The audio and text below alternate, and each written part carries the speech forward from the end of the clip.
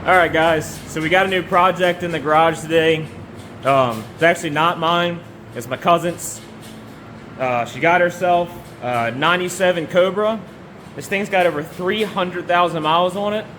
So I'm going to go over it a little bit. We're going to look for some things. It does have a little problem where when you slow down, come to a stop, it'll shut off. So I'm 98% sure it's going to be at idle air control, not opening back up once you start coming down to an idle. It'll drive all day fine. The second you put the clutch in, come down to a stop, you got to give it gas or else it'll shut itself off. So I dug into this thing a little bit. This is what I got here. So first thing I did was going to clean a mass airflow sensor. This thing is very original. It still has the original coil packs in it. It's been driven pretty easy from what I can see for the miles that are on it. So if you're going to remove this intake, you unscrew that band, undo it from the air filter, and then you'll unplug your mass air, your air intake sensor, and then you go over here, you unplug the tube, over here and unplug that tube. This is for the crankcase ventilation. This goes over to the idle air control. So first thing I noticed when I pulled this off, one, is it was filled with sand and stuff, and also you're going to see that somehow that screen got ripped into. So we'll go ahead, we'll finish ripping that out. That's just an air silencer, really not need for anything else. So we'll rip that out, we'll clean out that mass air. What we'll do is we'll come back in. I unbolted the idle air control valve already. So all you gotta do is unplug that. There's two 8mm bolts here. And sometimes this is stuck to the gasket. This one is actually already loose. So either somebody took it off and looked at it, but didn't replace it. So you can see if I can get you some more light over here. You can see it's kind of dirty inside, a little bit gummed up, but nothing terrible. So what we'll do is we'll clean this up. I'll clean that up a little bit, and then we'll fire it up. See, it's still got the same issue. It's a little bit better, but it's having some problems still. We'll replace it. There was a point in time where you can replace parts with cheaper parts, and you were most likely going to be okay. But guys, listen, it's getting bad. I mean, you're taking a $300 part and you're buying one for 50 bucks because it's cheaper. I'm telling you, it doesn't last. So it sucks to spend the money, but everything's expensive right now. If you're gonna fix it, spend the money and get a quality part. Doesn't have to be factory OEM, but at least a reputable brand. So we'll clean this up. We'll take it for a quick test drive, and after that, I got some things that she didn't really ask to do, but I think we'll do them anyway. So we'll clean it up as best we can. Like I said, it's got 300,000 miles on it. Let's see here. 337,653. The interior is pretty decent. From what I heard in the story, the older lady had it. I mean, you hear that a lot, but this is actually people that they know. So the older lady had it, took it to church. The boy really liked it. He ended up getting it from her. And then one way or another, it made its way to my cousin. She wants to learn how to drive a stick. It's an awesome car to learn on. So we'll clean it up a little bit for her. We'll polish some things. I spent 3 or 4 minutes on these rims. There's some pretty bad pitting on them. So, but the car will look a lot better. We'll get some polish on it. We'll clean some up. There's some white overspray over everything. I'm not really sure where that came from, but I scrubbed a little bit. It came off, but it took more than I thought. So I don't know. We'll clean it up. We'll go through the engine bay a little bit. Now, when they're newer, or they're more maintained, I have no problem getting water in the engine bay. When they're this old, this many miles, I'm going to recommend not soaking the engine bay down, because this is the point where connectors are loose, the seals aren't 100%, and things you'll have little gremlins after you get them wet. So, other than that, it's a good car. So, I'm going to do that real quick. We'll clean those up. We'll take this thing for a test drive. I'll bring you with me. We'll see if it's still doing it. I know I have the 460 still put together. We have some plastic gauge coming. I thought I had some. I don't. So it's not that big of a deal. It should be in soon. We'll show you how to do that. There's a million videos on how to do it. We'll do it anyway. We'll throw some in. We'll crank it down. We'll test it. We'll show you what it is. We'll throw it all together. And then we'll have to look up and see what heads we're going to go with and all that. We'll get a plan going. I really want to have this in the 86 for the wife by next summer. That way she can have a nice, loud, choppy motor in her truck. I'll be able to take the slow lane Fox body out with her. We'll cruise together. It's a big dream that I've always had, to cruise around with my wife. So it's one of those life goals. So I've done it before with taking the IDI out. I drove the 7.3, she drove the 86. We went down to that car show that day that the Mustang had some heating issues and lifted ahead. We won't talk about it though. So that was an awesome time for me. I would really love for her to have a nice sound, choppy. I know I can get that with the 302. I know I can get that with the 351. I'm a big 351 guy. But I haven't had a 460 yet. I've done diesels, I've done 4.6s, I've done 5.0s. Haven't really touched many Chevys or Dodges. Nothing against them, just not what I was raised on. So we'll go ahead and we'll go over that plan once that 460 is built. But until then, we get to have fun little projects. So we'll clean that thing up. Like I said, we'll take it out, we'll test drive, and then we'll go over what we're going to do for we're going to full detail this thing as much as we possibly can. I mean, it's got some faded, it's got clear coat gone. Got the old lady purse on the roof, scratches and rust and stuff. So we'll do what we can about that. We're not going to paint the car yet. Maybe one day she'll bring it back and I'll do it for him. I have no problem doing it. So we'll see.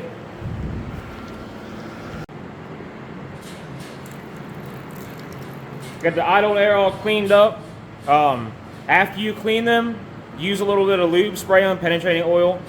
Stay away from WD-40. I haven't had a problem with it, but I know it eats up gaskets and O-rings and stuff. So this will be pretty dry by the time you're done using it. I mean, it's going to move in and out, air sucking through it. So not going to be a whole lot of WD-40 sitting on it. But use a little bit of lube just to get it back. It'll help move it back and forth for a little while before it cleans itself up a little bit more. It'll also help it in the long run. If it doesn't fix it, it doesn't mean that this wasn't the problem. Because it could be a problem with the actual solenoid itself moving back and forth. So this is just to help. She's going to order the part, but for now, we're going to see if this fixes it. Another thing I ran across is there's this crossover tube. It was split. So it was split, and it's after the mass airflow sensor, so it's going to be a vacuum leak down there. Not a huge deal, just something that will cause a problem. So we'll see about replacing this with something. We'll probably find a hose that will work perfectly fine, and we'll get rid of this plastic tube. But for now, we'll rig that up just to get it going. I really just want to see if we can get the problem fixed. If we know what the problem is, she's not wasting money ordering parts. So another little tip is we never reuse gaskets, right? So we don't reuse gaskets. But if you do, I really like, I'm not big enough to be sponsored by anybody, so there's no point in me saying not sponsored by. But Permatex is tack. Whenever I don't ever reuse gaskets, lay this down on it, it'll help with the seal. So we'll clean it. Make sure you wipe it from the inside out. That way nothing gets in there. Clean it all off. We'll smear a little bit of this on there. It doesn't take a whole lot. We're gonna throw that back on. Like I said, I'm gonna rip that screen out. You can literally just rip it out. So I'll rip that screen out. We'll clean that up.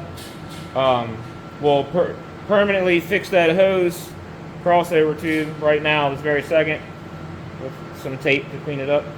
And then we'll fire it up. We'll get going.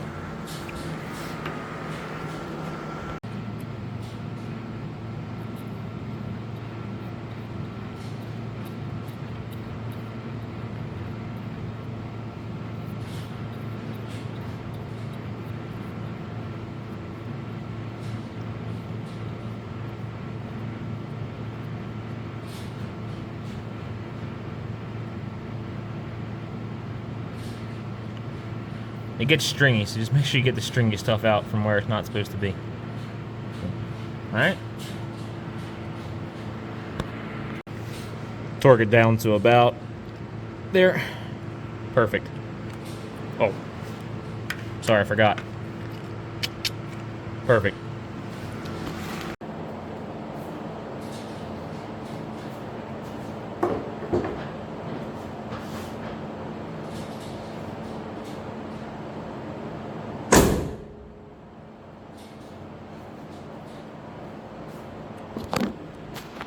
Well,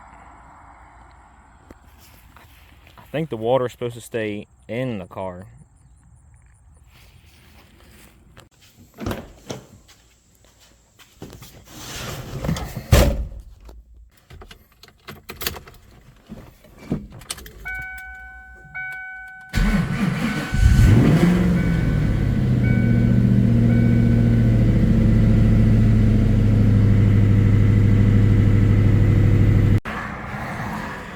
Well, I didn't even make it around the corner. Ooh, she is hot.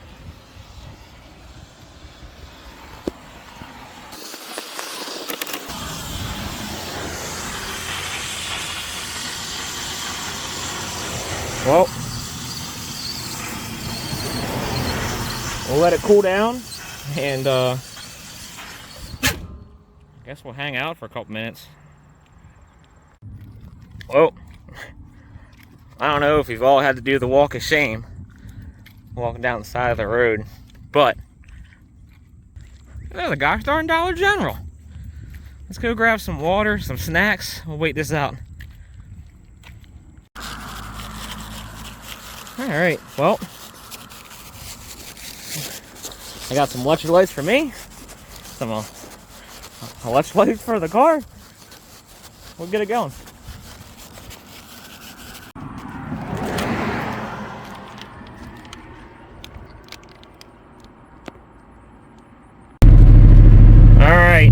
So I cranked and cranked and cranked and cranked and it fired up.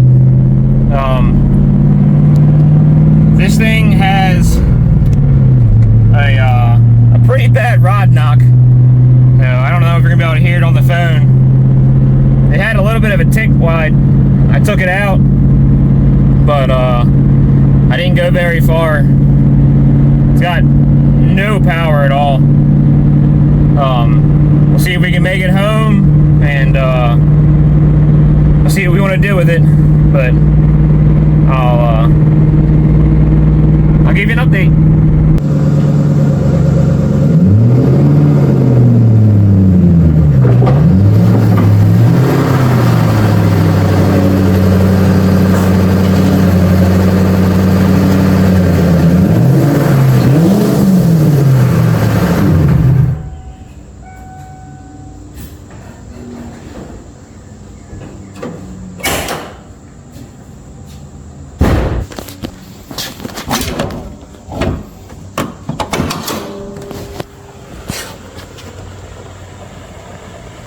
Boiling.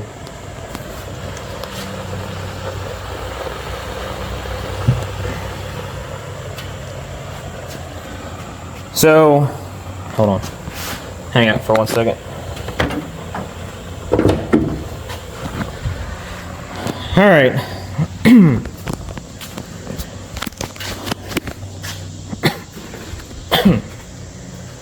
So, good news, made it back to the garage. Bad news, I don't know if you can hear, this thing's boiling bad. It sat for a few hours out there with cold water. It was out of the store, so it's colder than it was. When I fired it up, it was cold. I probably was, I don't know, 3 miles up the road or so. So, in 3 miles, this thing's cooking. Two things. One, really bad knock. Two,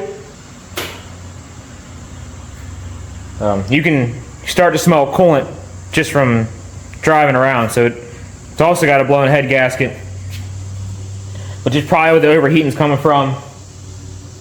I don't hear the fans on right now, and I don't know if they were on. I shut the car off. Maybe I'll let it cool down. We'll fire back up later and see if they come back on, but I think that's irrelevant. I was in 5th gear, 60 mile an hour for the 2 miles of getting back here, and just taking it easy on it. You know, shifting at 2,500 RPM. Like I said, trying to baby the car. And it's already in the red. So this thing's overheating for more than just the fan's not working. So we'll have to see what they want to do. I'll do whatever they want. They want to tear it down and do a full rebuild on it, we'll do it. I've rebuilt 4.6s before. Never done a 4-valve, so be my first 4-valve, but I think we'll be fine. So I'll either tear it down and rebuild it. If they want to buy a motor and put one in it, if they just want to sell it, or if they just want to run it how it is to let her learn how to drive a clutch around the corner, we'll figure that out. And either way, I'll let you guys know whether it's going to stay here or not. If they plan on keeping it, we'll do the detail and all that stuff too. We'll clean it up for her. We'll get her a decent looking car for at least driving around the neighborhood. If they want to sell it,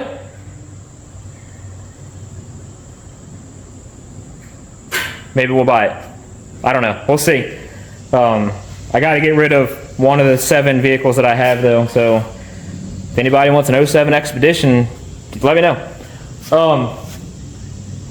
But yeah, I guess technically we made it out and made it back, even though we had to stop in between. At 330,000 miles, I guess she's finally showing her age. She's got a pretty bad knock. And one thing I didn't mention before, when I pulled the dipstick to check the oil, seemed a little thicker than normal. Now, I'm not going to jump to conclusions. I'm just saying how it is. Seems like maybe whoever did the oil change last might have put a little thicker oil in there or something to try to clean up the noise before they sold it. But, I mean, it happens. So, don't do that. Unless it's yours. And then do it all day long until it doesn't drive anymore. But, like I said, waiting on parts for the 460 build. We'll go over the plastic gauge and all that stuff, how it works. The parts cleaned up great. The Harbor Freight parts washer did awesome. I did a couple videos on that oil eater. That stuff is great. So if you're curious about that, it works really good. But until next time, we'll figure out what they want to do with it and have fun with it.